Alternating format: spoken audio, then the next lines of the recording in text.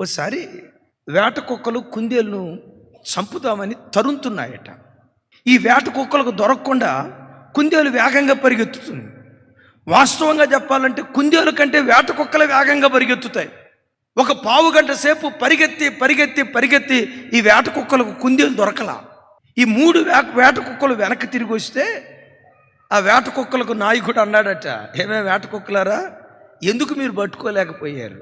ఇవన్నాయట, మేమేమో ఆకలితో పరిగెత్తాం, అదేమో ప్రాణాన్ని కాపాడుకోవటానికి పరిగెత్తింది, అందుకని అది మాకు దొరకలేదు అన్నాడట.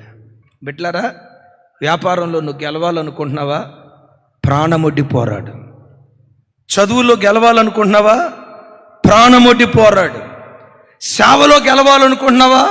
ప్రాణమొడ్డి పోరాడు.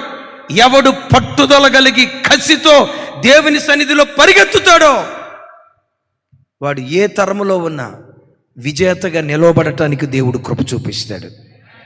సోమరిపోతూ వాళ్ళు ఎప్పుడూ ఆశీర్వదించబడలేరు. సుఖ సౌఖ్యాల మధ్యలో బ్రతికేవాడు ఏ ఒక్కనాటికి దీవించబడలేడు.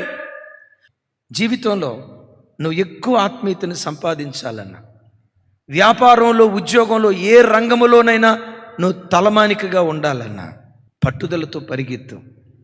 ఓడిపోయావా? కలవరపడకు. ఈరోజు ఓడిపోయినా రేపు దేవుడు గెలిపిస్తాడు. రేపు పోరాడావు అయినా ఓడిపోయావా? ఈ వారం ఓడిపోయినా వచ్చే వారం దేవుడు గెలిపిస్తాడు. వచ్చే వారం కూడా ఓడిపోయావా? ఈ వారం ఓడిపోయినా వచ్చే నెల దేవుడు గెలిపిస్తాడు. వచ్చే నెల కూడా ఓడిపోయావా? నేను అంటాను, ప్రాణం పోయే ఆఖరి క్షణం వరకు నువ్వు పోరాడుతూ ఉండు, అంతిమంగా దేవుడు నిన్ను గెలిపిస్తాడు. ఇంకో మాట చెప్తాను, ఎప్పటికైనా నువ్వు గెలుస్తావంతే. గెలవటానికే దేవుడు నిన్ను పుట్టించాడు. ఎందుకో తెలుసా? నీ దేవుడు అపజయమెరుగని మకుటము లేని మహారాజు. ఆ దేవుని ఆరాధించే నీవు కూడా ఎప్పటికైనా నువ్వు గెలుస్తావు. కొన్నిసార్లు నీ పరిస్థితులు ఓడిపోయినట్లుగా అనిపిస్తాయి, నీ మనసే నీకు అనిపిస్తుంది. ఇంత ప్రార్థన చేసావు, ఏం గెలిచావమ్మా?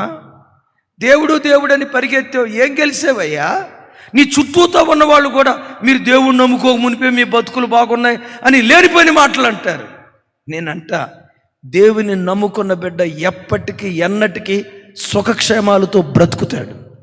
బ్రతుకు కాలమంతా వాని జీవితంలో కృపాక్షేమాలు వెంబడిస్తాయి. ఒకవేళ కొన్ని రోజులు నీ పరిస్థితులు తలకిందులైనట్లుగా కనపడవచ్చు, కానీ నీ గుండెల్లో ఉండాల్సిందేంటో తెలుసా?